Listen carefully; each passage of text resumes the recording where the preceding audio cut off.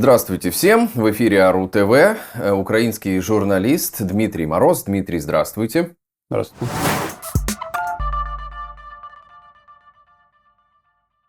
Хотелось бы затронуть тему военнопленных. Мы регулярно слышим об обменах партий военнопленных между Россией и Украиной, но до сих пор остается большое число и военных украинских в России, и гражданских. Почему так туго идут постоянно эти процессы, и почему нельзя просто взять, на ваш взгляд, и обменять всех на всех? Ну вот как сказал омбудсман, представитель Украины Дмитро Лубінець, все зависит от российской стороны. Практически все вот обмены, кроме, мы не будем брать тот обмен, когда были обменены командиры Азова, да, они были обменены практически на Медведчука. Я думаю, там просто с Кремля спустили решение обменять на него всех, кого они захотят. И там, по-моему, около 2 месяцев шли переговоры, как наша сторона сообщала, и, в общем-то, чуть ли не мы могли тогда вот кого угодно заявить, и они могли в эти списки внести. Поразительно, они обменяли просто для нас ключевых фигур. Все командиры Азова, там, морской пехоты, все, которые вот принимали участие в обороне Мариуполя. Да? И тогда мы помним, что это вызвало шок Взбесились все эти Z-каналы, все эти пропаганды. Да, но тем не менее, да, это вот отдельная история, а вообще обмены идут очень туго, и вот последний обмен вот совсем недавно был, там 111 человек обменяли, там 3 азовца и там военные, пограничники, там еще гражданские какие-то. Очень-очень туго идет. Все, я же говорю, все зависит только от российской стороны. А какая у них мотивационная вот составляющая? То есть, условно, что они хотят? Вот что им надо? Они хотят просто издеваться, мучить мучить наших военных. Просто тех людей, которые осмелились встать на защиту своей родины против великой России. Ничего себе. То есть там как они посмели? Там нет рациональной какой-то основы выторговать кого-то на кого-то, кому-то чего-то там продать, грубо говоря. Это именно вот такая мотивация. Дело в том, что военных же берут в плен обычные военные. Там, какие-то... Там у многих очень часто нет никакой идеологической составляющей. Кто-то за деньги, кто-то еще за что-то. А с пленными уже начинают работать вот эти вот все потомственные НКВДшники там, из ГРУ, там, ФСБ или еще откуда-то. Вот там вот как раз и начинается, там, где ты служил. Ага, был минометчиком, все. Это ты 8 лет обстреливал Донбасс там, и так далее. И начинается. Этого человека будут мучать там максимально долго и нудно. Вот. И отдадут уже его буквально, может быть, на грани жизни и смерти. И этих вот таких примеров мы знаем просто сотни, да, когда человек уже все, последнее из него выдавили, он готов подписать там любое признание. А иногда бывает, что, казалось бы, ключевой какой-нибудь там представитель СБУ или еще кто-то, и его обменивают в течение там буквально нескольких дней и так далее. А вот почему? Это те самые так называемые, как пишется, лица чувствительных категорий, да, вот проходят в этих обменах? Сложно сказать, потому что иногда они из-за непрофессиональности или что они могут даже не знать, что кто у них находится в плену. Вот еще и так. Человек попадает в плен, зовут меня Вася, документы сгорели. Если он еще и подготовлен при этом отвечать на вопросы и работать с таким. В спецслужбах обучают этому, легенды уже придуманы там заранее там, и так далее. То есть иногда легенды придуманы даже на реальных людей, и их где-то найти там в соцсетях или каких-то там базах вполне реально. Вот Вася, он работает электриком, а на самом деле он может быть там СБУшник или еще что-то.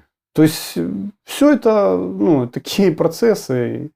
И человеческий фактор есть, там, когда просто ошибаются, там, кого-то там на обмен выставляют не того, кого надо. А сколько сейчас российских военных у Украины? Эти цифры есть? Или это украинских военных вооруженных сил около 3000, около 20 тысяч гражданских и около 14 тысяч детей. Это в России находится? В России, да. Это то, что озвучивал вот недавно омбудсман, представитель Верховной Рады Украины по правам человека Дмитро Лубінець. Сколько россиян находится в плену, эти цифры не озвучиваются, но точно их тысячи. Вот, потому что очень много попало в плен в первые дни войны. Сдавались в плен целыми полками. Просто, чтобы понимать. Да? Иногда украинцы даже не знали, где их содержать, чем их кормить. Вот. А по всем международным конвенциям их надо кормить точно так же, вот, комбатантов, как и всех остальных. Вот один боец полка Азов мне рассказывал, что вот когда они держали оборону в порту в Мариуполе, вот, они кормили своих пленных той же пайкой, которую они получали сами. Потрясающе. Да, ну, то есть, просто...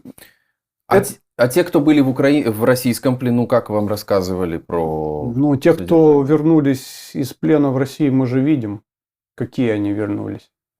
Вот. Поэтому тут комментарии, как говорится, излишние. Люди теряли в весе по 20, по 40 килограмм.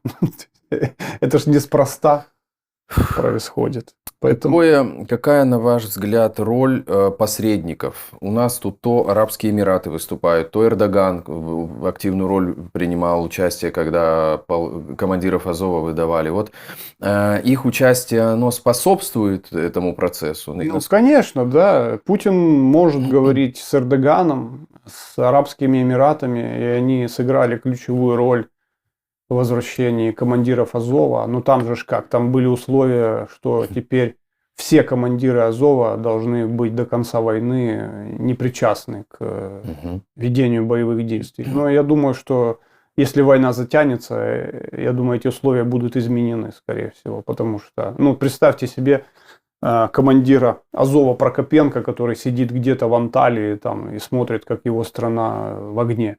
Естественно, он там, я не знаю, Да, его сложно представить, его состояние, но с другой стороны, конечно, они должны пройти нормальную реабилитацию, и отдых, и восстановление. Да, его реабилитация – это вот фронт, вот это и настоящая его реабилитация. Такие, как он, люди этой породы, они не могут. Он вплавь просто в Черное море нырнет и вынырнет где-то в Одессе, и будет присоединиться к первому попавшемуся подразделению и начнет командовать и воевать. То есть это все вот неизбежно.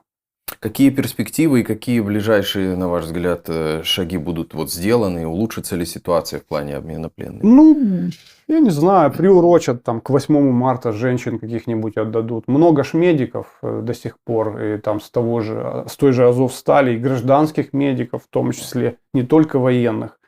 Есть вот даже группа специальная, которая занимается чисто медиками.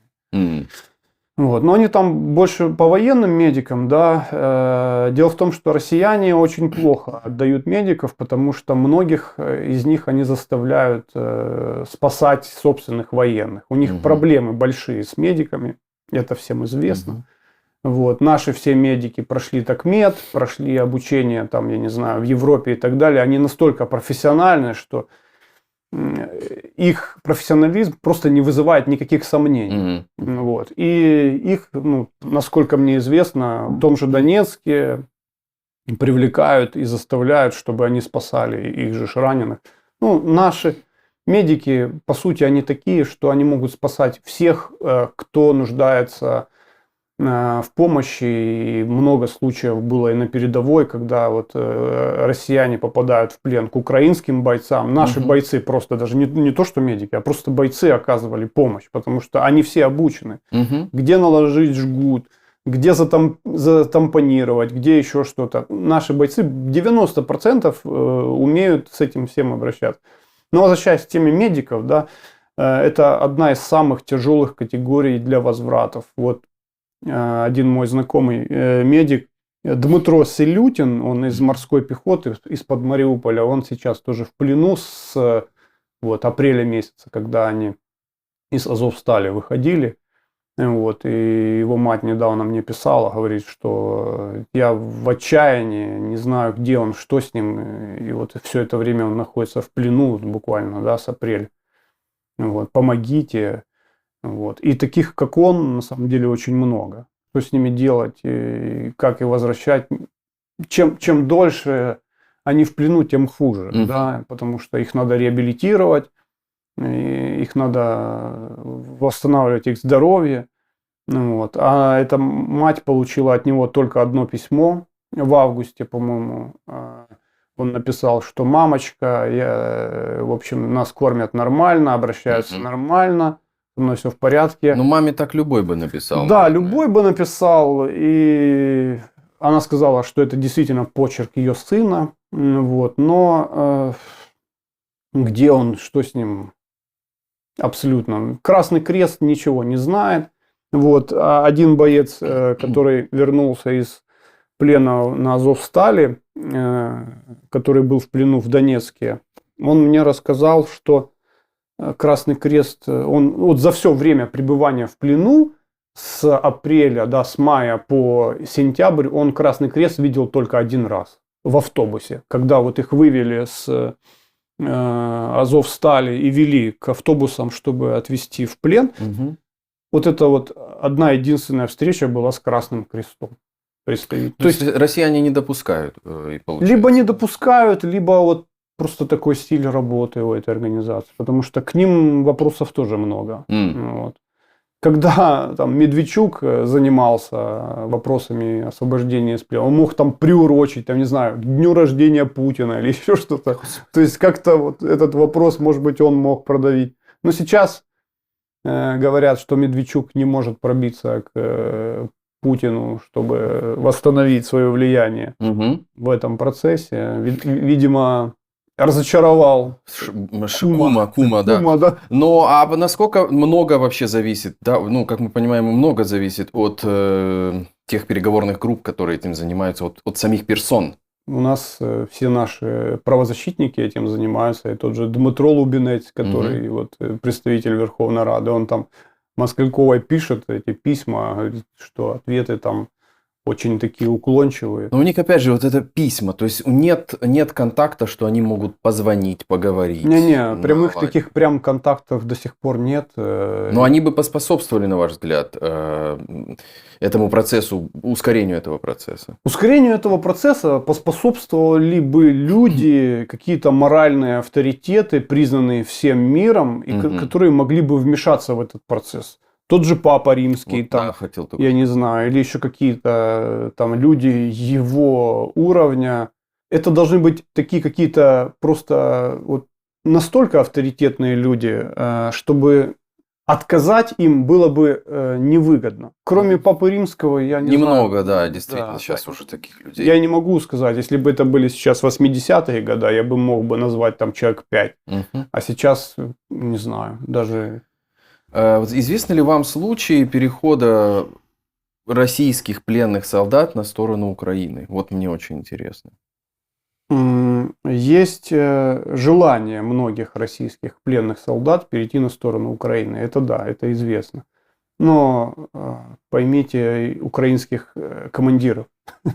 Кому это надо в своем подразделении? Да, вот непонятно, что... Были случаи, там, по-моему, в 2017 году, когда боец, по-моему, в Луганской области это было, он в какой-то момент просто развернулся, расстрелял всех своих сослуживцев, там нескольких человек, в окопе. Это украинский боец, типа.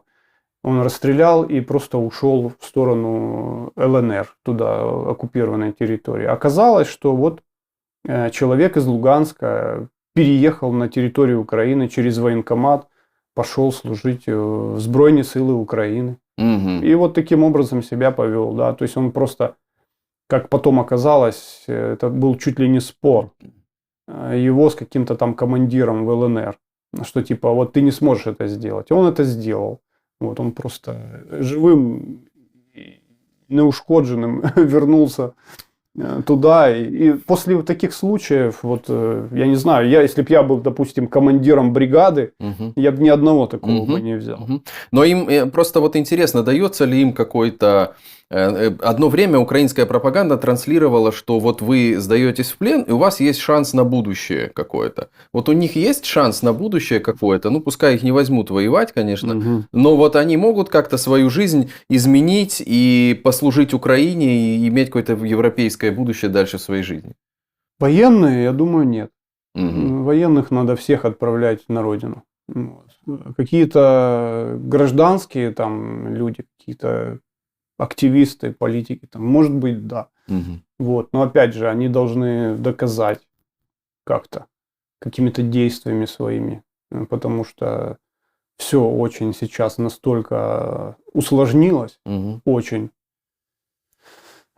Спецслужбы что же не спят, можно завербовать кого угодно. И заслать. И заслать, да, и, как говорят, у каждого человека своя цена.